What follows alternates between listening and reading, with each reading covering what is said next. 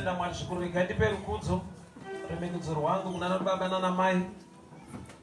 Azvona zvakakodzera kunge tiri pano tese nhasi kumana nevasikana. Utungamiriri hwese zvikuru sei baba vedu naamai Apostle Bako muzita ramambo Jesu. Amen. Amen. Shoko randinaro manhero anhasi rinobva kubhuku yaActs chapter 28, mabasa aapostoli 28. Mabasa aapostoli 28 from verse 1 ndichaverenga. When we were safely ashore, we learned that the island was called Malta. The natives, they were very friendly to us. It had started to rain and it was cold. So they lit a fire and made us welcome. Paul gathered a bundle of sticks and was putting them on fire when a snake came out on account of the heat and fastened itself to his hand. The natives saw the snake hanging on Paul's hand and said to one another, "This man must be a murderer." But fate would not let him live, even though he had escaped from the sea. But Paul shook the snake off into the fire without being harmed at all. They were waiting for him to swell up or suddenly fell down dead. But after waiting for a long time and not seeing anything unusual happening to him, they changed their minds and said, "He is a god." Mwari vakudzwe nekuda kweshoko raunenge namati. Mutsvene wakatendeka Mwari wamasimba ose. Tiri pano kuti tinzwe kutaura kwenyu. Shunirirai shoko renyu. Rizadzikise zvamaritumira. Ndinotaura the real fire, the original fire, the consuming fire of God. Every viper yakabata business, every viper yakabata relationship, every viper yakabata any project. Tinotaura muzuva ranhasi Mwari. Tinotaura moto unopisa. Moto unopisa every viper iri kutatisa vana venyu kubudirira muupenyu. Tataura nyasha nekubata kwenye munhanhiro muzita raJesu. Amen.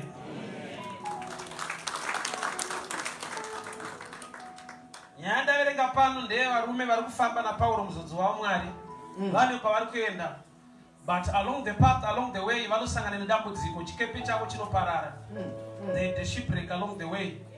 So ndokubva vagona kutuhwina kusvima kuenda pane imwe island inonzi Malta. So vasvika paisland yaMalta, Bible ndokubva rati kwaitonhora uye kwainaya. Vagari vepo ndokubva vavabata zvakanaka, ndokubva vavesa moto kuti vanhu vagone kudziyirwa nemoto. Bible rinoti vari pakati pekudziya moto kune nyoka yakabuda muhuni dziri kupfuta muchoto. Ikaenda paruoko rwomurume unonzi Pauro. Handizive kuti sei nyoka yakasarudza Paul. Nekuda kwokuti Paul ndiye muzodzi waMwari ari pamisheni yekuita basa raMwari. Vamwe vese vari kufamba navo macriminals hanzi kuti vari kuvaita nezvei. Asi nyoka inenge yakasarudza kuti pavanhu vese ndokubva yanobata paruoko rwaPauro. Chinangwa chiri chekuti nyoka ingova paruoko, but iri attack from the devil. Yekuti Pauro akaatakwa, rwendo kana kuti basa raMwari hazvina mberi kwarichaenda. Ini tikadzoka kubhuku yaGenesis, nyoka ichipiwa sentence kana kuti judgment. Mwari pani pavanotaura vachiti nyoka icharuma chitsitsino, the heel, kutsoka. But on this account, nyoka yasiya pakatsanangurwa kunzi irume, ndokubva yanobata paruoko. Ndichatsanangura kuti sei nyoka yaita choice iyoyo, nekuti yaifana kungorarama according to the scripture kuti Mwari vakati nyoka icharuma chitsitsino, but this time nyoka iri kunoataka the hand of Paul. The devil, kana kuti nyoka inorepresenta the devil or kana kuti mademoni. Pauro muzodzi waMwari munhu akatenda muna Kristu. Asi nyoka yasarudza kundoataka ruoko rwake. Haichaataka gumbo, tsoka, inongomirira movement, kufamba kana kuti kuenda. Ruoko runoreva zvaunobata. anozodza musoro wangu namafuta mukombe unofashuka chino increase iri mumaoko zvinobatwa neruoko rwemunhu shoko rinoti ndicharopafadza kubata kwemaoko kureva kuti nyoka ida kuataka the blessing part nyoka ida kubata nauye ropafadza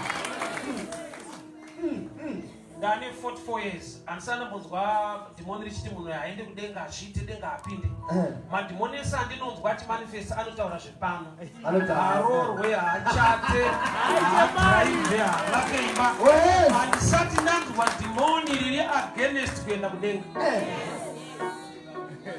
why nekuda kwokuti wakaipa une chaakaziva kuti kana iri ndau yekuenda kudenga hakusi kufamba kwemunhu but iye Mwari ndiye akafamba akauya panyika kuti ani nani anotenda maari ave neupenyu husingaperi. So wakaipa anotoziva kuti haisi nyaya yemafambiro achaita munhu nokuti munhu mufambiro wake hauna kufadza Mwari kusvika Mwari ndo vakafamba vakauya kumunhu. So ataki iripo nawo iri kuataka zvinobatika zvine chekuita nekurarama kwako panyika. Sautana kuti mweya yechina nezvizhinji zvinokutevera nekukurwisa hazvina basa kuti une program yekuenda kudenga. Zvinoda kuti uve frustrated, unetseke panyika, usvike paextend yekuramba kuti Mwari wacho aripo. Wakaipa anoda kuipa kuunganidza matambudziko ekuti iwe uone moyo. But Bible rangu rinoti manje tenda kuna Jehovha Mwari ugosimbiswa, asi tenda mwaprofita vake ukukumirira. No wonder the devil is against prophets. Kana shoko richiti kuchana waprofita venema. Zvorati wakaipa acha recruita ma fake prophets. Say akunza ma fake prophets mu system. Nokuti anoda kutanisha the original prophets. I'll give an example. Matsotsi mukungwara kwavo nekuda kwavo kuba kwakanyanya. Kana vachigadzira fake money, vanotanga vakopa original iriko. Izvezvi vanotoda kugadzira 500 years yakabatana yefake. But you kuva nonota ndechekuti original haisati yavo.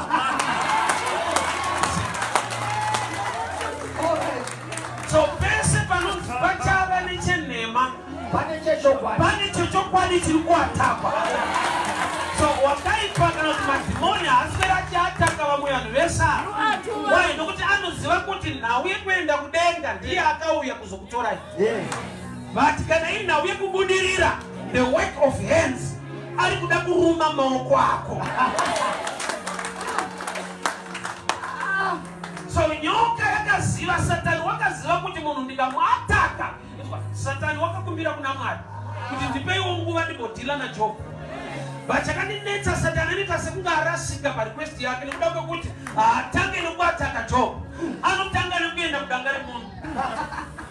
Satani haana kukumbira mombe dzaJob, akumbira kuataka Job the person. But anoziva kuti manamatiro nekurarama kwaJob kune chekuita nezvaainazvo. Saka chakatanga kuatakwa maresources, chakatanga kuatakwa zvinhu zvaakashanda nekubata nemaoko ake. Wai wakaipa achiziva kuti ndikandobata kudanga remombe, kana iye achinamata Mwari wake anoda kupa zvipiriso. Saka ndikabvisa kupa kwaachaita Mwari wake, pachashaika ropa rinogona kumumiririra. So wakaipa une strategy, une attack yakuda kuunza ine chekuita nezvinobatika mukurarama muupenyu hwevanhu. Mumwe anobvata ingoni Solomon akati zvese hazvina maturo. Let me help you. Ukanzwa Solomon achiti zvese hazvina maturo anga ainazvo.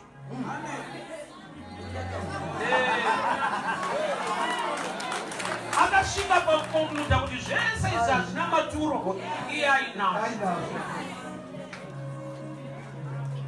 Paulo zvanzi takasvika paisland inonzi Malta. Vanhu vepo ndokubva vatibata zvakanaka, they were so friendly. Vakatiresera moto wekudziya, asi mukati memoto makabuda eviper. Indaifungidzira kuti wakaipa kana achida kuataka munhu anongoataka maybe nekuda kwezvinhu zvinenge zvichinetsa, but unoataka even zvinhu zvakanaka. Saka in all times you need to worship God, whether things are bad or things are good. Nokuti wakaipa hakuataki yake nepoverty beds. Even mu success mune attack irimo. Mu success mune attack inonzi pride. Mu success mune attack inonzi kushaina. Mu success mune imwe attack yekuti unogona kushaya nguva yekunamata Mwari nokuti zvinhu zvizvi zvikufambira uri busy. Nekuda kwatinoita maropafadzo, let me warn you church. Kune imwe attack iriko nekuda kwekuti wane zvinhu zviripo. Yesu ane murume waakanamatira aiva bofu ndokubva amubvunza kuti rukonei zvikadzi vanhu kunge miti. Munhu uyu anga aine dambudziko rekusaona, but paaporeswa naJesu ane dambudziko remaonero akuona vanhu kunge miti. Zvada kuti munhu uyu anga ane matambudziko tu, kusaona uye nemaonero, but nauye maonero aitange kuoneka kana munhu asati akuona. Saka tinoti pakati peda pane vanhu vanoshaina but vasati vane zvinhu zvacho zvekushainisa. Wega unozvinzwa sokuti zvikafaya munhu anoita mudumbu, unotozvinzwa kuti kune anotiona kana zvangu zvaita. Kuti mauri magara mune chirimo, tangomirira kuti kana meso akavhurika upiwe maonero asiriwo. Why? Nokuti munhu iyeye ari dangerous. That's why Jesu akamunamatira kechitatu. Lazaro chaiye akanamatirwa ka1, Lazarus kama utakabuda. But murume upenyu ndiye akabatirwa minamato miviri. Why? Nekuda kwekuti kusaona kwakuri nani, nekuti maonero aanawo ekuti kana achiona vanhu kunge miti akapiwa demo kuti enda unotsvaka huni kutanga neamupa demo. Enda ufunde muupenyu vanhu vako vane maonero iwayo, nokuti kuona vanhu semiti, kuona vanhu vari zvinhu zvisina value. Rega ndikudze pamberi paMwari munhu wese anokosha. Munhu anogona kushayiwa basa kwauri but haashayiwe basa kuna akamusiya. So zvanzi takasvika paisland inonzi Malta. Tikabatwa zvakanaka. They were so flamed, but hepano pane nyaya mukubatwa zvakanaka mune nyoka irimo. Unoziva ndodambudziko ratinaro zvichida sei zvikuru sei seAfrica. Ngatibata Africa yese kwete Zimbabwe chete. Vekumaviriro pane mastrategies avainawo anenge akatinakira, but after a long run kana tukaita research uchazoona kuti pane kubatirirwa kuripo tichifungidzira kuti zvinhu zviri right. Zvokuti ukanyatsovhurika zvakanaka vanotoona kuti vavhurika vanhu vaya. Why? Because tine imwe relationship yatiinayo yatinofungidzira kuti tiri kuitirwa zvakanaka, but at the end kana wazoti kure unozoona kuti apa ndo pataivharwa, apa ndo pataitorerwa zvinhu zvedu in the name yekuti vanhu vari kuinvesta. Osapapa pani pamwe pekuti attack iri kuuya mulife mako haiuye iri open se-attack. Why? Nokuti wakaipa the devil wacho pachake anopretenda as an angel of light. Kune an attack inouya on a good note.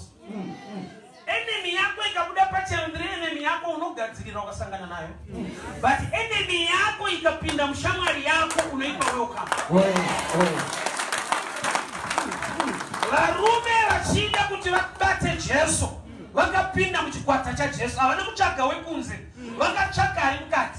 Ende akauya kuzopitira Jesu nekiss. Kiss iri symbol yelove, yakazova futi a symbol of betrayal. Pamauta tabatwa zvakanaka, asi pane nyoka dziripo. Kune vanhu muupenyu vakaatakwa vane mweya iri kuvatevera nekuda kwokuti pane pavakambobatsirwa. Hauna kuzviziva kuti chipo chawapiwa une kutukwa kuri pachiri. Why? Nokuti wanga uri padambudziko ndokubva wabatsirwa, iyo iri attack padestiny yako. Mawise men vakati vapfuura nekwaHerodhi, Herodhi akavapa message yekuti kana mamuwana muuye muchititaurira nokuti neniwo ndinoda kumunamata. But pavakawana Jesu, Bible rinoti vakabva vapiwa a warning in a dream kuti do not go back the same way.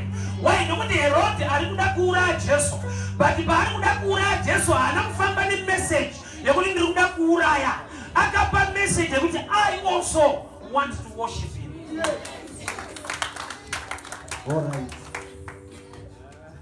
Warira pazvipo zvaunotambidzwa kune zvakatakura mavhaipa. hembe chaiyo uchitambidzwa ine nyaya dzayo, mari chaiyo uchipiwa ine nyaya dzayo. Vanhu vekunyika vakanga kusvika palevel yekuti vakadiscover kuti unogona kutorasirira huku kana mbudzi. Ndainetseka kuti vanhu vanorasirira kazhinji kacho vanhu vanotambudzika, but vanhu vakamaster zvinhu zviri spiritual. Kuti mukutambudzika kwangu I need to do something, a principle. Unoona mbudzi ichidzunga iri mugomo, so muridzi wayo ari kudya mavheji akarasa mbudzi iyoyo, but ari kuti ndoda kukumba umwe munhu nyama, but ndomupa nenhamo yangu. Vanodi kurasirira iri nyoka, hautori kaudye nyoka iri. Vanorasirira chicken, vanotorasirira iri mbudzi, vachiziva kuti pana achanzwa nzara achangoita kupfuka kuti ndoitora. Avarasirire yausingadyi chausingafarire. Herode ane message yekuti kana mamuwana muye muchinditaurira ndodawo kumunamata. Yeti chaari kuda ndekuti kana awanikwa agone kuataka. Life unogona kuatakwa nemweya china kusvika palevel yekuti unodiwa nedambudziko rako kwete nemunhu achakura.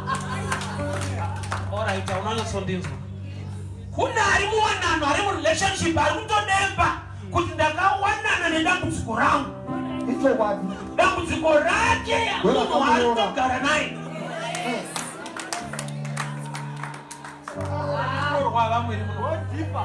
Pana anotoziva kuti dambudziko rangu mumwe wangu, but harina kuuya sedambudziko. Rakauya richiti I miss you, I love you, I cannot do without you.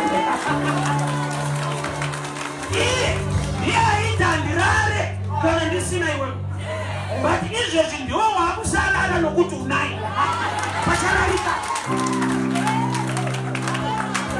Idambudziko rakauya senyaya yepaMalta kuti munoreserwa moto kuti imwe shasha irohwe nenyoka. Nyoka dzepaMalta dzingoenda kuvanhaiwa, vanhu vanotangarapiwa a special welcome, vanoreserwa moto unobuda dambudziko ravo. Peter achitera Jesu akasvika pakaviswa moto akatangawo kudziya.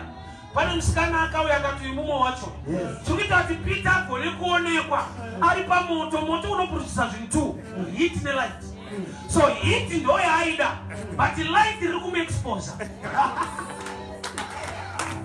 Rubatiro unoruda, but parubatiro pane zvinhu zviviri unogona kuatakwa in the name of help. Satona pasi pese pekungotambira zvipo pane nguva kuti muprofita waMwari Elijah akasvika pakuramba chipo. Gezi akati mudhara mukutambisa vanhu regaritere, akanzi waterera nhamo, waterera maperembudzi. Iye paaiona chipo chehembe dzanamari, but muprofita aiona maperembudzi pamusoro pehembe. Ukasava nemeso emweya ekuona unogona kutambira dambudziko rako uchipembera.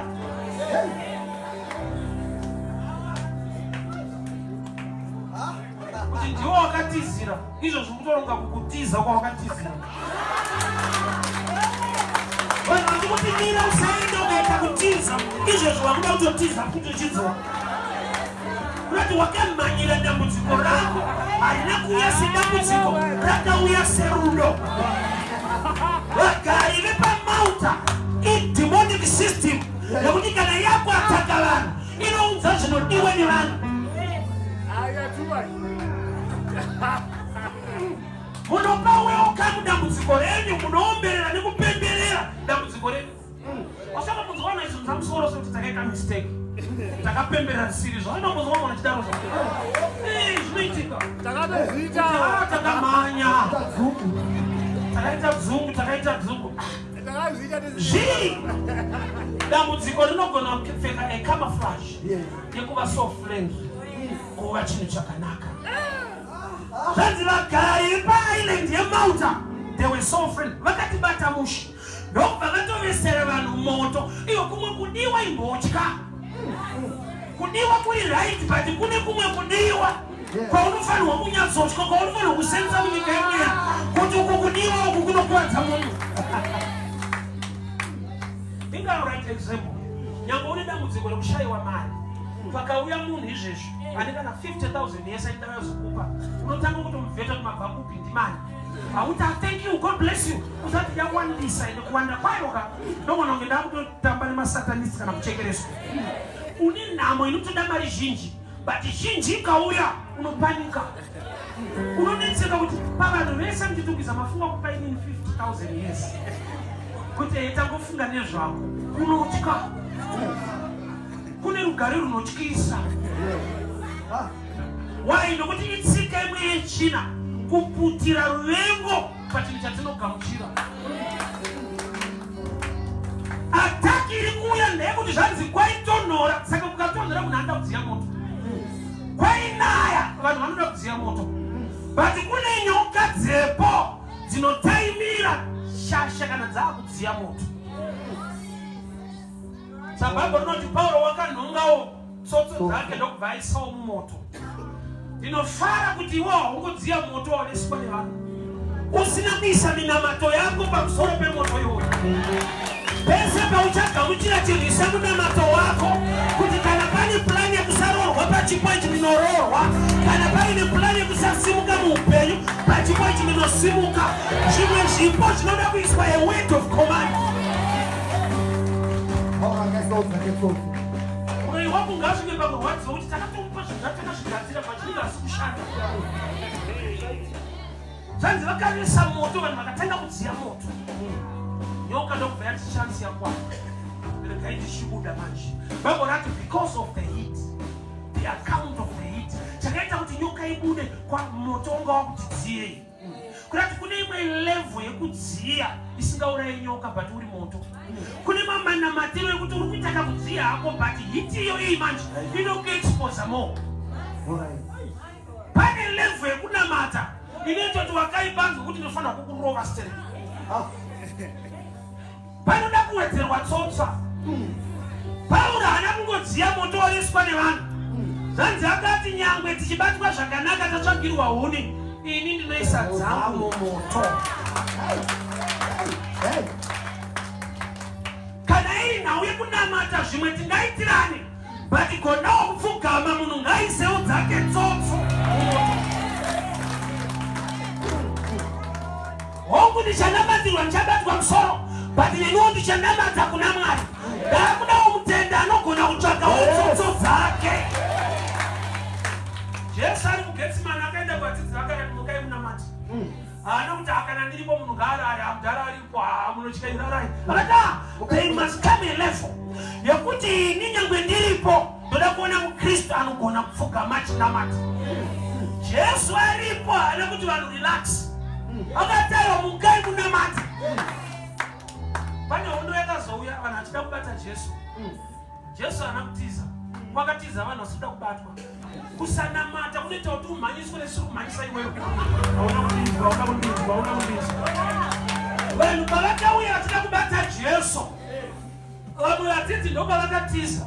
Ivo vasini vakuda kubatwa. Inhauya kuti pavakanzi mukai munamati, kuitira kuti musangotiza nyaya dzisiri dzenyu. Madhimoni ari kudzidzira andomhanyisawo newe nemuroyo ari kufundira. Inhau yekuti haunawo tsotso dzakandwa muchoto.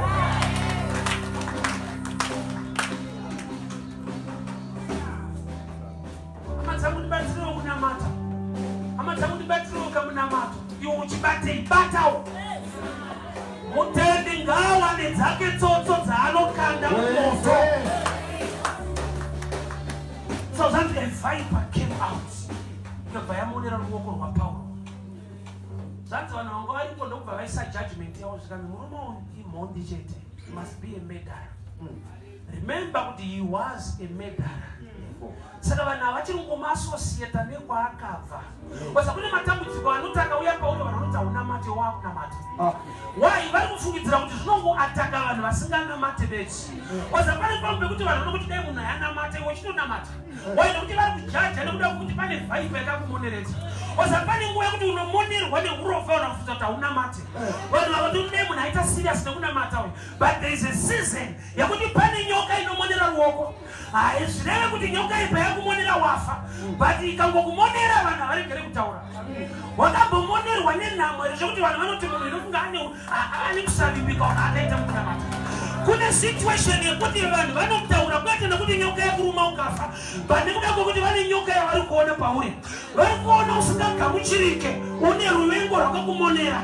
Vari kuona mumarriage yako musiri kuenderana uchinetswa uchinoone murume. Vanhu vane judgment yavanoisa kwete nekuti warumwa ukafa, vanhu kuti yakangokumonera veti. But inguva yekuvaudza kuti wait, you see my God doing something. Mirai uchaona kuita kwaMwari. Stand still and see the salvation of the Lord. Pane time, pane season yakuti uri mutsvene waMwari uchinamata unongomonerwawo nemamwe masituations. But the situation iyoyo yauya kuti Mwari vazokunzwa. Haina kuuya kuti uparadzwe, but yauya kuti vanhu vazoziva kuti kudenga kuna Mwari anorwira vanhu vake. Nokuti kana pasina test hapana testimony, kana pasina story hapana kanyaya keglori yatinganzwa. Vakakutarisa vachitaura zvavanotaura, naona wazunzira nyoka mune moto. And our God is a consuming fire. Varoi vako ngavazive kuti kuna umwe moto unodarika wavo. Vanhu vepaMalta ndobva vanashamisika, nokuti kana moto wakareswa wakakonzera hit kuti nyoka imune, kuna umwe moto unouraya nyoka yacho kana yabuda. Judgment. Mumwe nemumwe ari pano pane zvinogona kukumonera for a season. Usateerera kuti vanhu vari kudii, nokuti vanhu vanojaja kana vaona nyoka paruoko rwako. Vanhu vakaona uri rovha vanofunza kuti hauna mata usisiriyasa. Vanhu vakaona une chirwere chiri pauri vanotaura zvavanofunga. Vanhu ukafirwa vanotaura zvavanofunga. Pane nguva yekuti nokuti wakamonerwa bedzi, kwete nokuti warumwa, wangomonerwa bedzi isizeni yekuti wamonerwa neurovha nekushaya. Asi unonzwa vanhu vachiti munhu haasi serious. People they judge. But when you tell them to tell judgments out, shamari job zambe na kuna job tikati tsano taura ishua. Ili kutambika ika tina shua ne kuna matakweni. Reura kana une zvawakatadza job. Why nokuti vanhu vane judgment dzavo. Vakaona mombe dzafa, vana vafa zvipfuyo zvaparara, vanoenda kuna job woti mukuru kudai pachena. Nyoka dzinogona kumonera munhu andiright. Muzodzi wavo Mwari anogona kumonerwa nenyoka. Vachandinoziva is end result. It's a passing phase. Why nokuti panoda kupupurwa kunaka kwaMwari pasituation iyoyo. Panoda kupupurwa kugona kwaJehovha pasituation iyoyo. Vanhu vakatarisa vakati uyu murume is a murderer. Vapona zvavo kumvura kwese but nyoka pano yamubata. They were expecting vaitarisira for him to swell kuzvimba, vaitarisira for him to fall down dead, kuira pasi afa. Kuda kuti maenemies ako ane zvaanotarisira nekuda kwekuti pane zvakamonera upenyu hwako. But Mwari wako ngaakuitire nyasha maneranhasi. Zvinotarisirwa nenyika ngaine surprise. Ngaaone zvavasina kubvira vatarisira pauri. Ngaaone michato yavasingatarisire pauri. Ngaaone dzimba dzavasingatarisire pauri. Ngaaone mastate yavasingatarisire pauri. Nyika ine zvainotarisira kuti uchawira pasi, ndinoprofita kusimuka. Nyika ichiti uchawira pasi, ndinoprofita kusimuka. Nyika ichiti hauna kwaunoenda, ndinoona Mwari achikusimudza, nokuti anosimudza marombe kubva muguruva. They were waiting for him to swell. They were waiting for him to fall down dead. Indipandinetsa ndepekuti vanhu ava zvanzi vari friendly. Vanhu vari friendly, nyoka ikakumonera vanofanira kumiramira newe. Wasa kune dzimwe shamwari dzinotamba newe kana zvinhu zviri right, but monerwa uone. Kune vanhu vaunoti mafriends inyaya yekuti hausati wamonerwa nepoverty. Poverty ikakumoneredza uchanyozoona kuti shamwari hauna. I remember Mfunis 2006 ndirwara ndirumusha ndine TB ndiri kudomboshawa. Ndandiri papoint of death. Hakuna shamwari yakatevera kubva kuHarare chiya kudomboshawa. Vanhu vaitamba neni ndichiri right. But pandakasvika pasituation yecritical, baba vangu chaivo vakandibvunza kuti naitsana kutonazo maitamba mushe nevamweni. Kana one in face, kana one. Kana phone calls hayo kuti wakafamba sei uri sei. Kuda kuti dzimwe shamwari vanhu vanotamba nevo kana zviri right. Ukada kuziva shamwari yako monerwa uone. Zvanzi vakaresa moto and they were friendly. But vapedza kuyesa moto nyoka payaka buda. Matrukala zao ndo pano buda manje. Uyu. Zvaitika izvi. So they were expecting vanga vane tarisiro manje. Kwete yekuti unopona.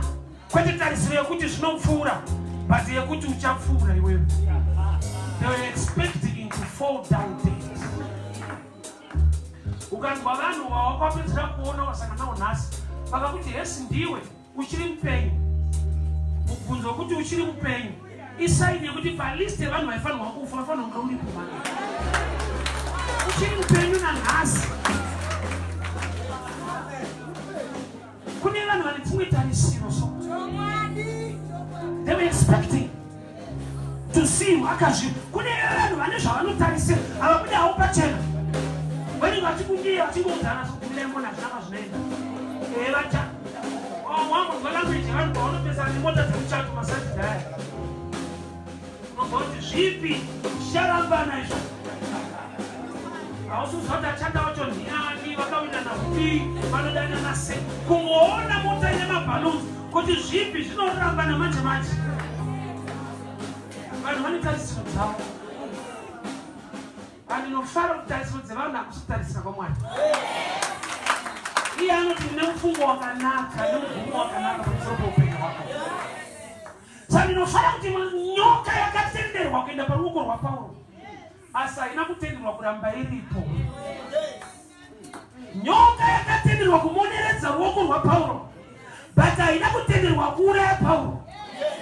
That is the show I'm running younger of Katsi, the original quarter. Bijara tendera kugadzira. But iwewe manje pakuataka iwewe wadivatendere. They will fashion their tools. But kuti vakunirire pakupedza upenyu hwako Jehovha ari kuramba. Unamwari rutsika madziro maneranhasi. Kuti nyoka ndaiona but testimony ndiri kuiona. Nyoka ndinoona paruoko but you are going to testify. Ndiri kuona unogona kumonerwa so nejambo rekuti hakuna anokufarira. Ukatarisa kuti taxi unogona kuchishaya. Vana veIsraeri vachibuda muEgypt vachienda kuKenani. Hondo yavo yekutanga havana kurwa nevanhu vekuKenani. Zvanzi vasvika paRephidim, Exodus 17, vakasangana nerudzi runonzi maAmalekites. Vakatanga kurwisa Israeri. Israeri haisi kuda kutora gwenga, munoiroverei? Kungoroverwa kunzi mabudirei. Kwete matorerei Kenani, mabudirei Egypt, zvinotorovesa.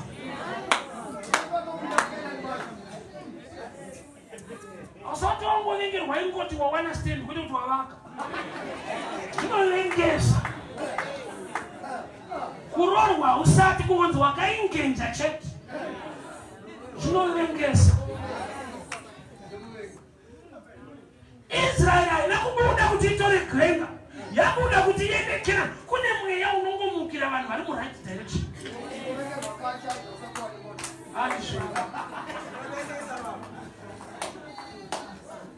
Iwe haushoni kuti ndinonguvingirwa uchi. Zvanoda kuita chaizvo asandaita. Ingori plani. Joseph aivingirwa kurota. Kwete kuita mambo aya kungorota uri shefu. Yandikutaura iyi. Wozoitesta kumarai, wozongotaura zvaunofunga neupenyu hwako. Ndikuona ramangwana rangu rakadii unzoona kuti havati kuzvirapa mani. Havadi. Vanhu vepaMalta vane zvavaitarisira nekuda kwekuti vane nhororondo pamusoro penyoka dzepaMalta. Ko Pauro haana kuya nenyoka. Ndedzeipapo. Ufungewo mwana vanokubata mushe vane nyoka dzavo. Pauro haana kutakura nyoka yekufamba nayo. Zvati ndeipapo pavanhu vari friend apa pane nyoka dziripo futi. Pavanhu vari kukuti mushe ndokufarira ndakuda uri mumwe wedu. Pane nyoka dzavainadzo dzavasinangoburitsa at first. Dzavanoda kuti kana waurayirwa panesi pamoto. So zvanzi vakamuona ikamonera paruoko. Vakati uyu anotodonha pasi anofa. Vane experience. Vakaona vazhinji zvichidavo. Kune vakaonekwa zvichiitika pavari, but not with you tonight. Wakatenda munyasha dzamuprofita, wakatenda muna Mwari wamasimba ose, not with you. kana kune zvakamboonekwa kunzi kana uri dofa kuna kwaunenda rinoti anosimudza marombe kwete mashasha ayo kwete machampion ukatoita rombe watoqualifya pataivi inosumuka nokuti ndopa anospecialize mwari wacho macho iye anotoda muri rombe original kwete resvekika kwete rombe msalati rombe chairo rakanzi nenyika iri harina barinoenda mwari ndopa anoti ipapa pamanje ipapa ndopa nekukudzwa kwaMwari ndopa neumwari hwacho vanhu vane experience ninga akambodai ana kwakaenda ana ninga vakachitaya zvechechi vana kwavakasvika ana ninga vakambodai vana kwavakaenda they were expecting why nokuti vakamboona dzichiruma vamwe but havasi kuziva manje kuti arumwa this time akatenda muna Jesu weNazareta akapupura akati handini ndinorarama seKristu mandiri kuda kuti nyoka yaruma wrong type dai nyoka yakaziva kuti narumani yaikasika kubva ipapo inoruma umwe why nokuti kupera kwenyaya akafa asi pauri inyoka nyoka ndoziva ichiruma kuti iuraye iyi yakaruma kuti ife pauri ngapaitike testimony isati yamboitika muexperience dzevanhu ngavasurprise wena mwari waunonamata muexperience dzavainadzo ngavavhunduke mhando yamwari wako nokuti vanoziva nyoka inoruma kuti munhu afe but kune nyoka ichakuruma kuti iyo ife mumwe muroyi zaine basa vachada kuroya iwe vachanoudza vamwe kuti mishonga iyi haichashanda pauri ngapaitike neoutstanding testimony donga indekuita kuti vanhu vachamubatsirawo pauro hakuna even vaarifamba nawo muchikepe hakuna akauya close vanhu vane level of help yanopa munhu but there is another level where you need God and God alone kundisikadzo kwakwararitirwa neTB 2006 ndakaenda kuNazareth ndatorwa temperature zvese marecords ese atorwa chiremba apiwa kadhi rangu chiremba akandibvunza akati akashedzera zita ndikasimuka zvikanzi ndiwo une zita repakati zvikanzi zvikanzi wauya nani ndikati ndega ndichifamba zvikanzi aiwa zvite marecords andinawo type yakadai uri kuona vakararama mawadzi vari better than iwewe iwo uri pacritical maresults atinawo vari mukatuma vakasvika level iyoyo vakutofa vatori nani panewe wauya wega uchifamba ndikaverify bhoza ifunaa unenge uchinzidza tacha pamwe akangana vanhu vauya nawo ndokubvambomira kutareenda kubvaenda kuna vamwe vanhu veda vakatatakangana nawo zvanzi auya nemurume ari kundiani azvanakunzi aya auya ega chiremba akati hazviite wainzwa ndikudziya hama dzangu kune nyasha dzamwari dzinofanirwa kubvisa history dzinozikanwa nevanhu dzese kune nyasha dziso outstanding dzekuti nevakafunda vanofanira kuvhunza musoro kuti izvi manje izvi kune nyasha kune level yegrace inofanirwa kuiva neshoka surprise chaiyo chaiyo yekuti nevakafunda vanofanira kuzunza musoro kuti but hazviiteka kuti munhu ane temperature yakadai ane BP yakadai ane maresults akadai anzi ari kufamba nyasha dziriko. I'm a living testimony of the grace of God. Chiremba kusvika pakuverifya kuti pamwe dzakatacha munhu pane vamuperekedza vaenda kupi wai nokuti vane zvavanotarisira vakaona BP yakadaro vane zvavanotarisira vakaona sugar level yakadaro vane zvavanotarisira vakaona temperature yasvika ipapo vane zvavaitarisira kuti munhu kana adai haachafamba anofanira kunge ari pabed pana ndichifamba as a living testimony nyoka yanga yakandimonera vaitarisira ndowira pasi but pawo Bible rati yamumonera ruoko akaizunzira mumoto yakabatsira nebisha nawo chinopa nyoka kuramba yakamonera paruoko kuda kuti ine power ichiri kumeni kana akaizunzira mumoto ikabva paruoko rwake yapita yakuti chakauraya nyoka hausi moto. Yakatofa payakaruma Paulo. Why? Nokuti Paulo manje waakatenda maari Jesu takafa naye. Alright. So ikaruma chituna haigone kuuraya chakafa. Nyoka payaruma Paulo yaruma munhu ane mashoko ekuti handini ndinorarama. Saka uri kuruma munhu asiri.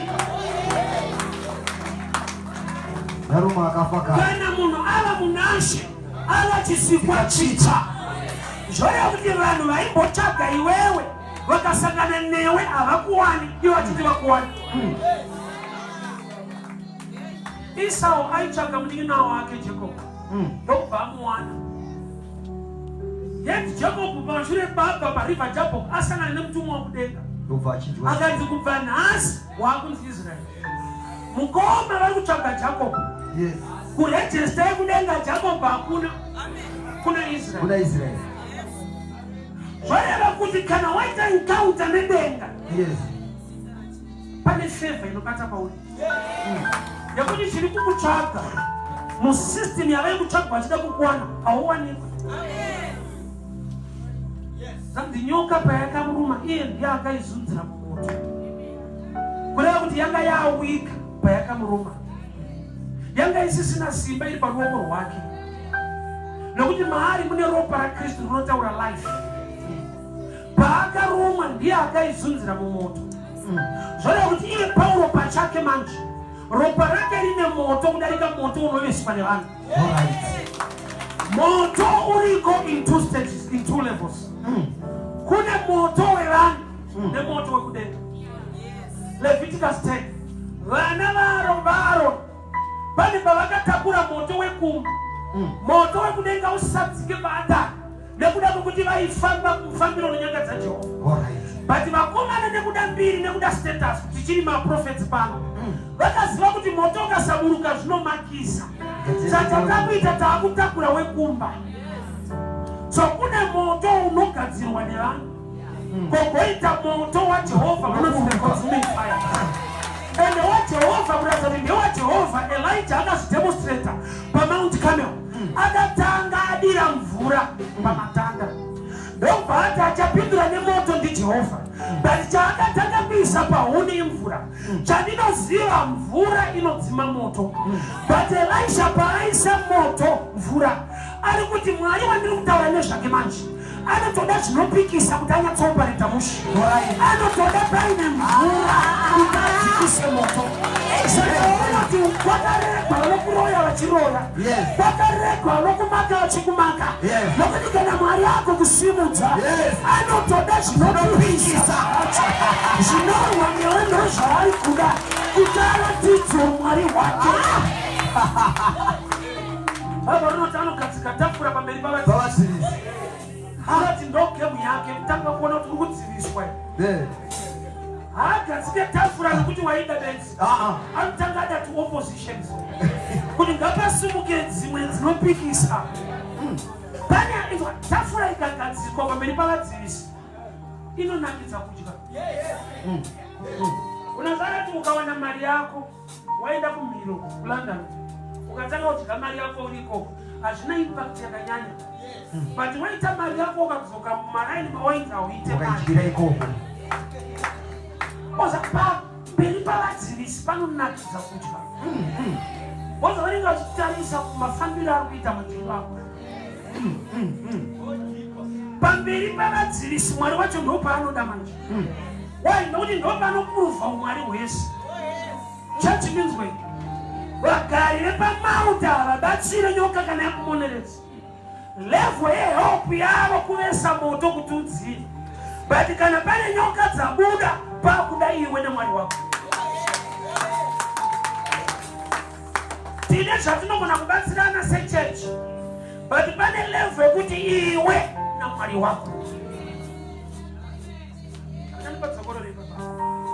Tine zvatinogona kuitirana sehama neshamwari.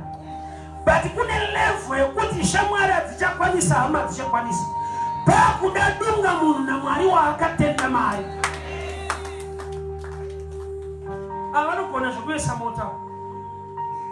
ati ekuzoti kana nyoka yakumonera vakubati vanototyawo vane nhororondo pamusoro penyoka dzepamauta vagarirepo saka zvemoto vanogona kungovesa but kana pane vhaipi yasimuka vakuda ropa raKristu mauri kuti rikurwire.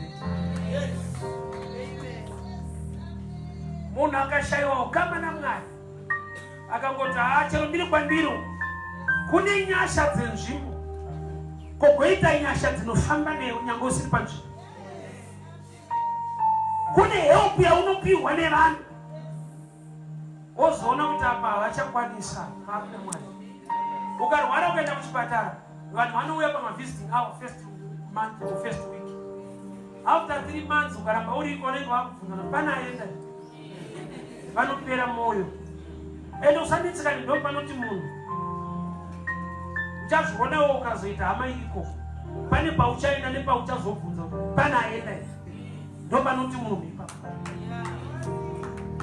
Kune level yehelp inobva muvanhu yaunoti dai vanhu vamira nenyenge vachimira newe zveshuwa but kune dzimwe nyoka kana dzakumonera dzikaruma iwewe hadzirume vanhu dzakuda kuti kana dzakuruma dzibate pane ropa raKristu riri mauri rinotaura upenyu. Ndiri kuda chechi inogona kutsvagawo tsotswe. Kune moto wareswa kuburitsa nyoka but kana rawedzera tsotso pane nyoka inofanirwa kutsva. Saka zvanzi vakaizunzira mumoto vagari vepamauta vandobva vachinja futi matauriro avo zvikanzi he is a God. Zvanzi munhu ndi Mwari. Kuti pakacreatwa shift from being a medar to a God. Vagari vepamauta vakatanga vamuti imhondi pasina kupera chinguva zvikanzi munhu ndi Mwari. Kudati manhera nhasi mudunhu raunogara kumusha kwaunobva vanhu vanongotaura zvavanotaura vachinje futi zvavachataura pamusoro peupenyu hwavo.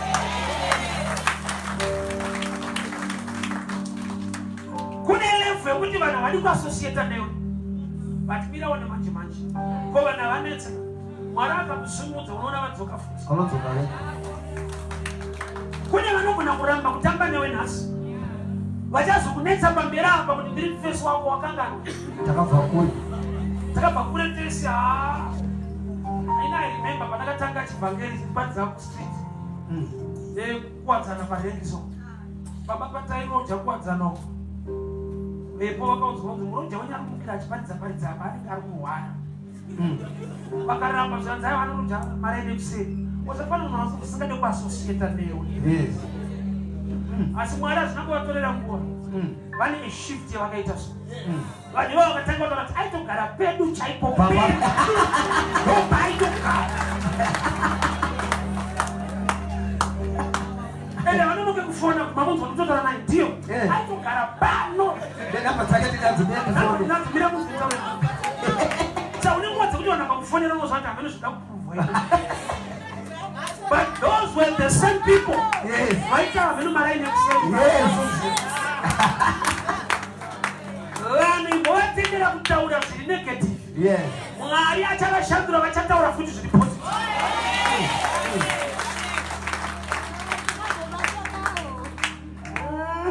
Kanororo nemishana kana zvinoitwa naMwari kana nyasha dziripo so. Pandakatizirwa naadzimai vangu satachati. Zvino kunobviwa kwese ikoko. Tatizisana taatesi ndiri kudhakwa. Hama dzake dzikauya dzikati yekuda kumhanyira kuroorwa mafuta nezvidhakwa muchafa nekuroorwa. Vainudira tsitsi mwana wavo. Izvezvi vanouya vachiti zvako maimfundisi zvenyu. The same people vanonoke.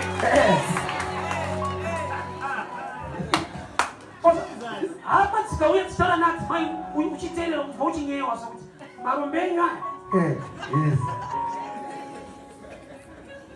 Asi nhasi anouya nemapuya request. Munhu washe tine nyaya dzatinetse. Ari kuti munhu washe ndaindi marombe enyaya. Ufunge season neperiod yeupenyu zviri. Pane kunobviwa nyoka irambe yakakumonera ruoko nekuda kwenyasha dzaMwari. Amen. Vanhu harambe vachitaura zvavari kutaura paurishi. Kana yazunzirwa mumoto vanochinja language. Yakakumonera nhamo iyi inozunzika ufunge. Kudenga kuna Mwari unoshandura zvinhu. Urwere hwakamonera utano hwako hunozunzika ufunge. Uchapupura nerimwe gore. Uye nevanhu vachatomira vari matestimony pasaiti pako ichokwadi takamuona munhu. They were expecting. Vaitarisira. Handina kunzwa munhu akamhanya akanotora danda akatirega tirori. Vese vakamira nechekureso. Iriko nguva yokuti wakati vari friend havarambi vari friend. Iriko nguva kune mapromises aunogona kupiwa ukafara anomofa nemapromises. Asi kudenga kuna Mwari. Takaenda usati kapromiso zvatakapromiswa. Gore rapera rimwe racho 4-5 years ukasvika pakuva bita so. Takaita zvakanaka nekunhu project inaitika kuisa zvakati hapana chakabuda. But I was limiting God because ndaingotarisira kuti munhu iye ane zvaachaita. Handina kuti Mwari vane zvavachaita. Kusvika Mwari vane zvavakazoita ndikati zvini ndaifunza kuti ningi uyu yachadiita. And God raised somebody from Norway. Yes.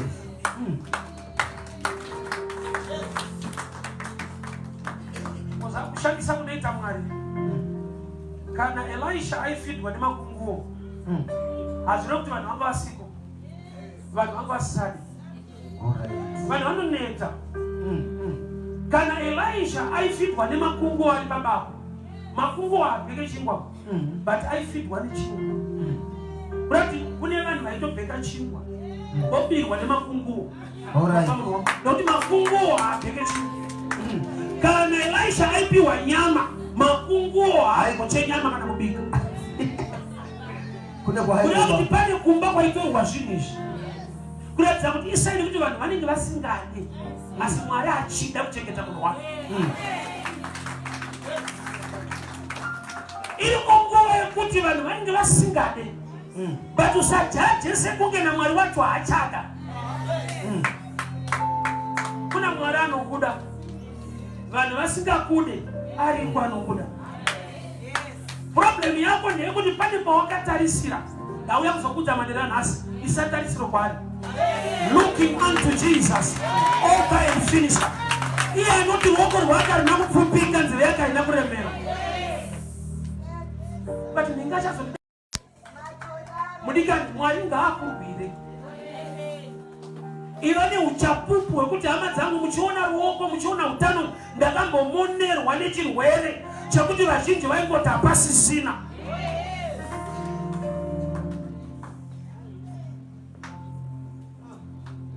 Ruoko rwakamonerwa nenyoka akarizunzira mumoto.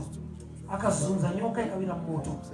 Ikatsva vanhu vakachinja language. Alifunza vambaita 2 to 3 hours. Kanguva kadiki Hans Medar, apachanonoka vakuti he is a God. Chii chavaona? Vaona chavasati vamboona chichiitika paMalta. Chavakagara vachiona chichiitika paMalta kufa kwevanhu kana varumwa nenyoka. Pane zvagara zvichionekwa kudzinza rekwako. Kuti munhu akasvika apa kunenge achaenda akaita izvo hakuna kune ka-track record kariko so. Kaunotoziva kuti kanotokuhaunta. Indakati ko kana ine ukaenda kuna chiremba dzimwe nguva une BP kana asima anotombokubvunza kuti kumba kwenyu kuna akamboita here, kurudzi rwenyu kuna anayo here. Kureva kuti mweya yechina ine tsika yekuti tinotambidzana kuwana, but kubudirira hatitambidzani. Indava matambudziko ariwo atinoita inheritance. Rugare hakuna track record kungoita nhamo zvangu zikana kuti yagara iriko kwenyu. But inofara nekuda kwaKristu manje. Pauri ngapave nemugano. Nokuti zvakaitika kwedu zvakaitika hazvo. But I'm a new creature. Nyoka chiziva kuti kana wamonera ruoko rwangu ndichapupura kunaka kwaMwari, handisi kuzofa. David anoti I will not die but I will live to to proclaim the goodness of the Lord. Zvakauraya vazhinji kwenyu kwete iwewe. Zvakatadzisa vazhinji kubudirira kwete iwewe. Zvimwe zvinhu vaipeseta ngazvitangirewo pauri. Aiwa, be a pioneer of a greater blessing kugeneration yekwenyu. Ngazvitangire pauri. Kumwe kwese kune nhororo nekuti hakuna chakafamba, but pauri ngapaoneke kugona kwaMwari.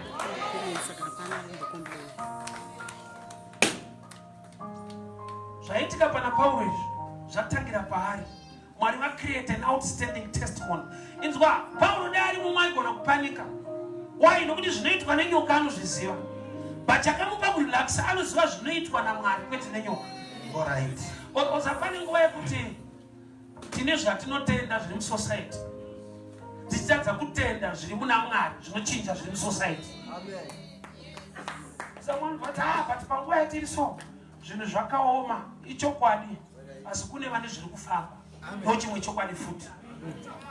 Kana ukapinda mubhucha ukasvika ukaona mune nzondora isaine kuti huku yacho yanga iriko iri kuna atoitora. But the last year, this week, ukaona mbucha mune mazondo mumbe yacho yanga iriko kuna akusira mazondo. Isaine kuti vamwe zviri kuita. Ukangoona munyika mune mazondo nenzondora isaine kuti zviri kufamba. But hazvisi kungofambira iwewe.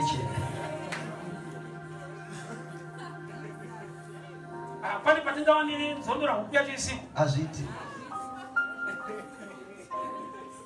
Zvese zvauri kusangana nazvo mucherechedzwe kuti kune vamwe vanhu zviri kuita zvakanaka. Ndakati vanhu vakakukwazisa kuti zviri sei kusati zvakaoma iti ndakaomerwa. Usamirire vanhu ausambasada. Uda pachena kuti ndakaomerwa. Kwete kuti zvakaoma. Why? Nokuti ukabuda ukafamba so uchaona vamwe vari kuvaka dzimba. Yes. Uchaona motikari dziri kuridza mabhero kune vari kuchata. Yes. Iyo mukore watiriwo. Kuri kuti zvinhu hazvinakire munhu wese, zvinonakira vamwe vanhu. Sarudzawo Mwari anoita chinhu chiri outstanding mazuva ekuoma kwezvinhu. Oh yes. Imagine kana chinzi COVID yacho haina mushonga. Yeti mumwe munhu yakatomubata akasurviva iyo isina mushonga. Amen. Zvinoti kune dzimwe nyasha dzinodarika COVID yacho yauraya vazhinji. Nokuti yakandobata vamwe.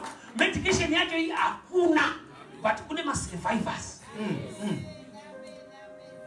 That's a sign yekuti grace dziri pauri dziri too much. Mukadzi aiva ne the issue of blood. Number one thing chaifanira kucelebrate a gift of life despite challenge. Why? Bleeding for 12 years. It's not easy. Nokuti bleeding for 2 hours you can die. 12 years. She was a survivor. 12 years, no problem. With a senior, with a muzi. We are damudziko ndekuti afi, but akaramba. Aone kuna baba wako ene mwana wako na Jesus kana mwana kusvika mubata zvinoti mumoto zvoti mvura.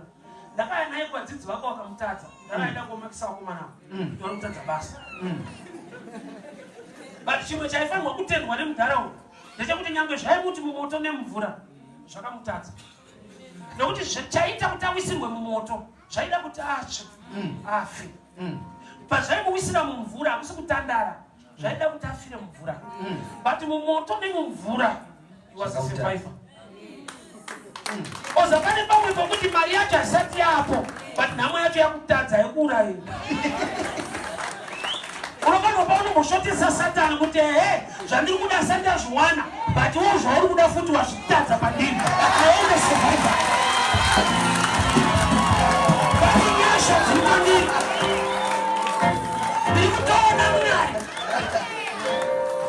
Nokuti mbuya wakaipa ndeyekukuparadza. Yes. But uripo. So mukadzi ane the issue of blood aiva a living testimony. Kuti nyangwe ndine dambudziko ndiripo.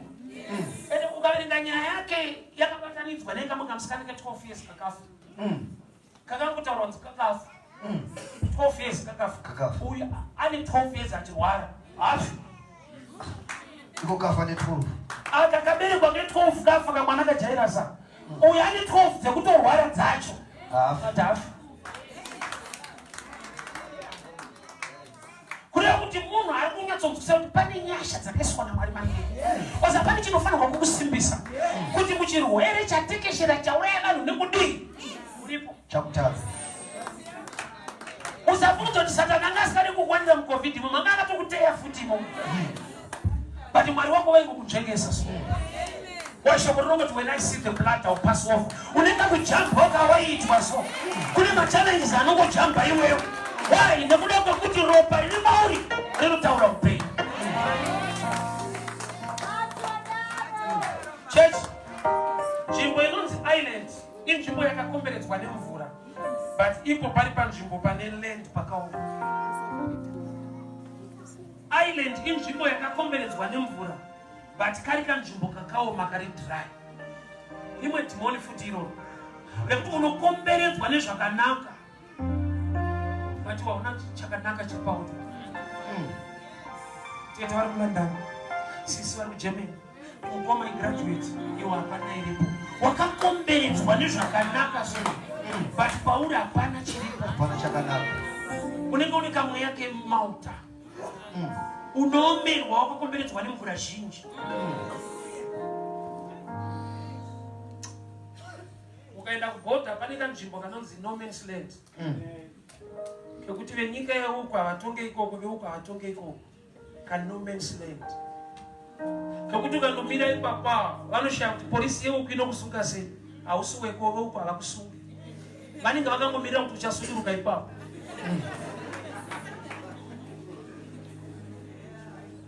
But no man's land iland yaMwari unoti ukapinda munyasha dzaMwari vanhu vanokumirira vachikokutaimira kuti kuda kuti vai. Saka chandakukudza ramba uri munyasha dzake. Atodaro baba. Church ndinzwe zvinomonera vanhu muupenyu zviriko, asi hatitadzise vanhu kupupura kunaka kwaMwari, nokuti Mwari wedu is a consuming fire. Handiziva ndikutaura Mwari akamoneredzwa izvezvi, but zvichida unenge wazviziva. Why? Nokuti wanga waisirwawo moto kuchitonhora, ende munhu ari kuisira moto kuchitonhora munhu ari right.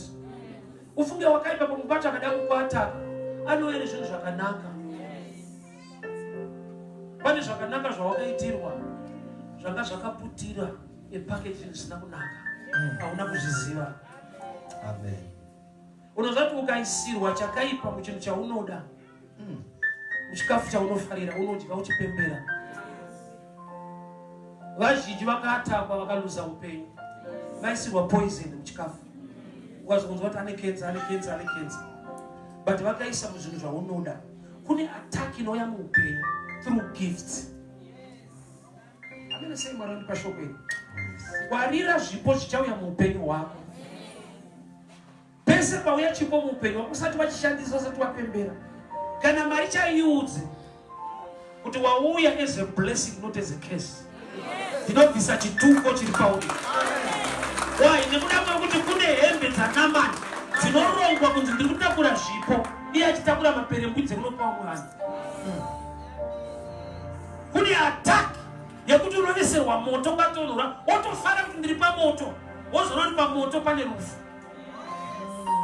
Wakaipa ane tsika yekuisa rufu muhelp. Africa yakada help zvakanyanya kubva kunze uko. Tikaisirwa masystems ari attached muhelp yekuti we will die as slaves to them. Vanhu vacho vakangwarisa, vane help yavanouya nayo, yavane mainterest kuti tikadai at the end tine benefit yakati. Pane kuda kwokuti une nhamo unonoka kuzviona kuti zvarongwa izvi hazvibatsire inini bedzi, zvine benefit kwaari iye. Kune help inova a-trap.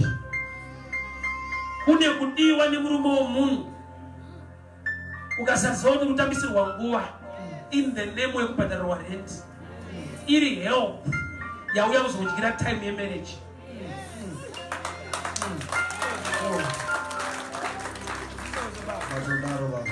First Kings chapter 1, kwa msikana is Abishag. Abishag zvinogona kuti era. Abishag musikana iva mhandara yeShunammite virgin. First Kings chapter 1. Akaroorwa kwete nekuti aidiwa naDavid. Zvanzi David akura kwegura miri wake usinganzwe kudziya. Vanhu vakamupa magumbeze vakaona kuti hapana chiri kuchinja. Vakati regai titsvage musikana anouya kuzovata mugumbeze ramambo akonzere mambo kunzwa kudziya. Haana kuuya for marriage. Akauya kuzoshandiswa ari mhandara. Vanhu kunze uko vakapemera kuti aenda kupalasi kwamambo iye aenda kunowestirwa time nashefu. Kune era muupenyu, kune attack yekuti pane paunopembera uchipinda mudambudziko. Mwari ngaakupemese mweya, ngaavabvise the spirit of Abishag.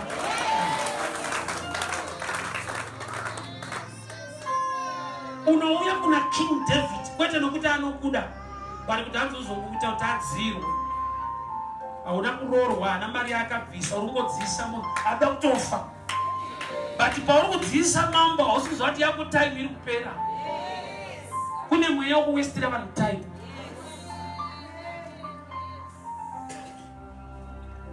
Unoziva kuti kune vanhu vanouya sekunge vada kukunyaradza ndovauya kuzowedzera marwadzo. Yes. Iwo andowanza kuti ana mukoma munya. Vasikana ngwarirai ana mukoma munya. Uri mukuchema nemukurwadziwa anouya so. Unoziva chinhu chinonzi pain killer chirapi chinoita kuti usanzwe pain. Ukaverenga mapain killers ese akatonyorwa kuti usamwe more than 10 days usina kuona chiremba. Why? Nokuti haasi mushonga. Unopedzisira usisarwadziwe uchirwara. Vasikana ngwarirai ana mukoma munya. Unonyaradzwa ishu dzerent nechi but harore munhu ndimukoma munya.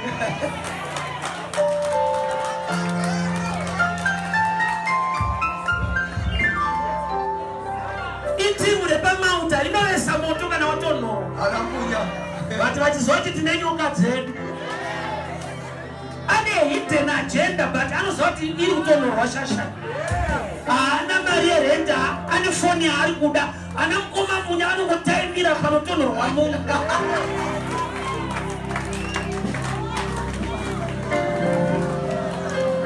Mukoma munya akautipera. Kana wapfigwa unombobvunza kuti hausi munya. Unonyaradza ndikazochema pamberi apa.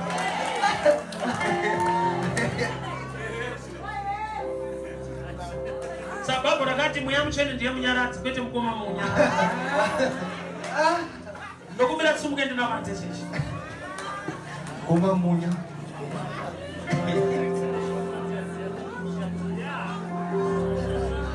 Tudatinamate manera nasi. Yes. Kuti ndi Jehovha munova Mwari anonzi consuming fire. Zvandimonera kwenguva refu ndoda kuzvizunzira mumoto unonzi Jesu. Uriko moto unoyeswa nevanhu handisi kudaiona. Help yevanhu ndamboiona. But ndaakuda help that comes from above. Zvakarongwa nevanhu muupenyu hwangu vakaronga vakatraya. But ndaakuda Mwari anogona manje. The consuming fire. Manheru emoto waJehovha. Dhimoni rese rakalikwa mucomfort. Aiwa toda kuti riexpose kumanheru anhasi. Mweya yechina inokutsvakira vanhu vanokupfimba. Mweya yechina inokutsvakira vanhu vekutamba navo. Pamwe pacho kuti ndiwo akasarudza. But iri attack iri mweya yakakusarudzira. Hausiro wakaita choice. Wakaitirwa choice. Une zvawakaona zvawaida. But une zvausina kuona zvausingade zviripo. Wakada moto unodziya nokuti kunotonhora. But nyonga huideka. But yanga yakavikwa muhuni dzacho dzine moto wauri kudziya. So manheru anhasi ndokuti Mwari expose every viper. What are you expose a chete? But kill every viper with the consuming fire. I want us to pray. Yoga ese akamondera relationship yangu My plans as exposed. Let us begin to pray. Father,